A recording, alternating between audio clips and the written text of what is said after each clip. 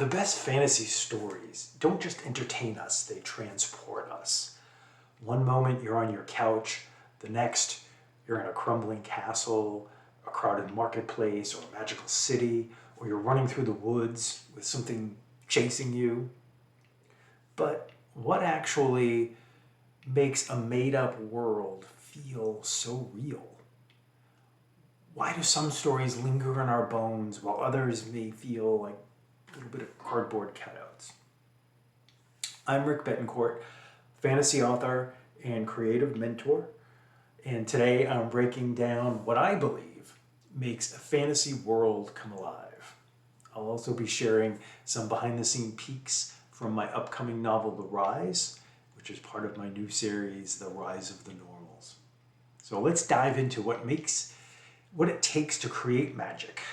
So what made me want to create my own fantasy world in the first place?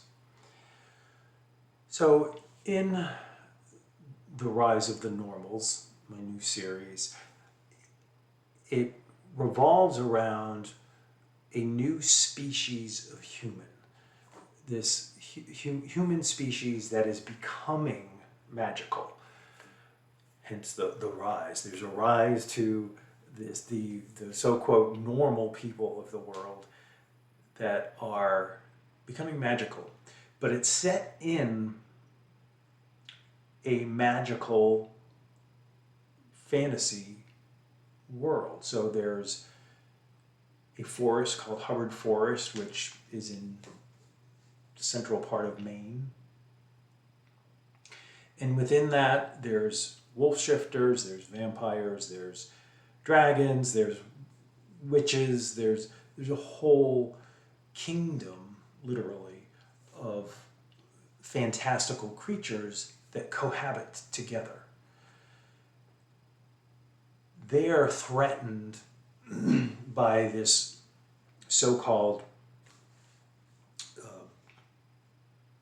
coming of age of what's said to be in their scriptures, this coming of a new species that will effectively make them not so magical, threatens their existence. So if this human becomes so magical, then they won't be the top of the food chain.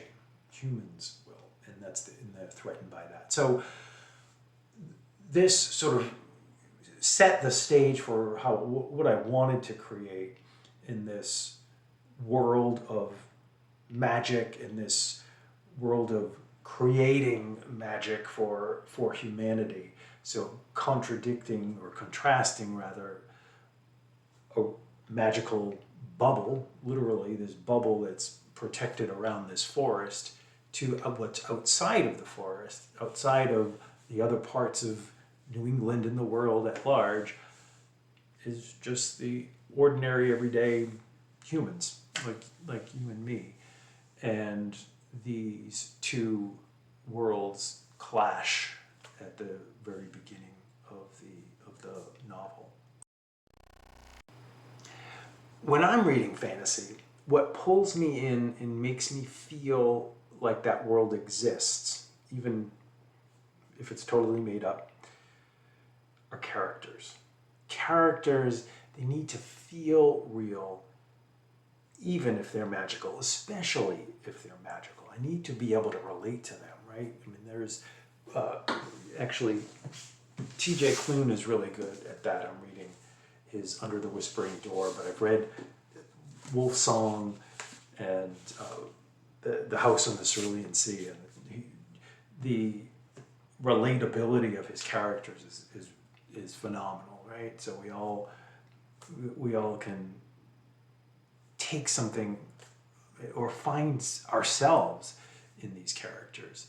So regardless if it's magical or if it's straight fiction, pardon the pun, but even if it's literary fiction, I need to be able to relate to those characters. So number one, characters help when I'm reading fantasy, pull me into that world. Harry Potter, for instance, feel for him. Setting. And then the setting has to be, for world building, it has to be detailed enough so that I can feel like I can step right into it. I can see it in my mind as I'm reading, as I'm flipping through the pages. I want to be in it. I want to be in this world. And what frustrates me about fantasy worlds that don't feel so believable is one, the magic. Maybe it's too predictable. You know, if it's too predictable, I can kind of see it coming, and just not. It's too ordinary, if you would, for magic, right? And also, if it's too detailed, fantasy novels tend to be long in general, but if the story, if there's just so much in prose in description of this world that I want to uncover this world piece by piece. I don't need it all thrown at me at the very beginning and just hammer me over the head with it. I want to discover it. I want to feel it. I want to slowly be embarked into this world. So what makes my world feel grounded, even though it is supernatural and has speculative elements, or what I think makes my world feel grounded, is having characters with real world problems that you and I can relate to. For instance, Diesel, my main character, he's chastised by his wolf pack. He's a wolf shifter. He's chastised by the pack that he runs with because he likes humans. And because of this so-called humanity rising to threaten their existence, the wolf pack, and all of the magical forest for that matter, despise humans. Humanity is a threat. But there are a few characters in this world, in Hubbard Forest, where the Rise of the Normals is set, or at least this first book, The Rise, is set. He likes, there's a few people, his friend Bence, for instance, is another, who actually like humans. And it's sort of like being gay in our society, in a way. So, in fact, they shout out at Bence and Diesel for being, quote, human sexual. And they chastise them with like huma, calling them huma, sort of like a homo. And I think, whether you're gay or not, or in the LGBTQ family, you don't have to be, in order to relate to being different from what the so-quote norm is perceived to be. And in this wolf pack and in this forest, it's normal to hate humans. And in fact, the only way out of this protective bubble is to go on hunting packs, where you would go out into the fringes of the edge of the forest to hunt for humans. He also, what I think makes him relatable is he doesn't like magic. In fact, he wants to be, quote, normal. He doesn't even like shifting. He's a wolf shift. When he gets mad, he shifts. But he doesn't like to. He doesn't like magic. He wants to be a normal person. And one of his other flaws is that he bends to the wants and needs of others. He's a people pleaser, or, quote, wolf shifter pleaser. And he's constantly putting his needs last over others. And this is even displayed in his relationship with his friend Bence, who likes him and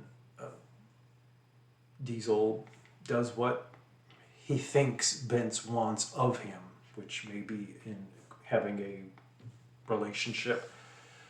There's also another character that is actually human, the human that actually comes into the forest to that, his name is Matt, and they have a relationship. I don't want to ruin it or get too much into the details of that, but it's Bence's fluidity, if you would, is really him not being sure of himself. Not that that's the case for quote fluid people, but that he bends to the wants of whatever is, he really doesn't want to be there. He doesn't want to be in Hubbard Forest, but yet he stays for his sister, for others, and puts his wants and needs last.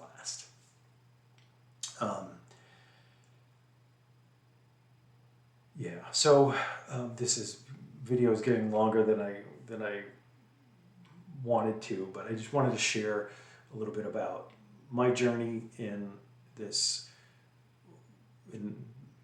the book that I should be having out soon. Hopefully, if you're reading this on replay, it's out, but it's called The Rise of the Normals. Book 1, The Rise, should be coming out soon, and I look forward to sharing it with you.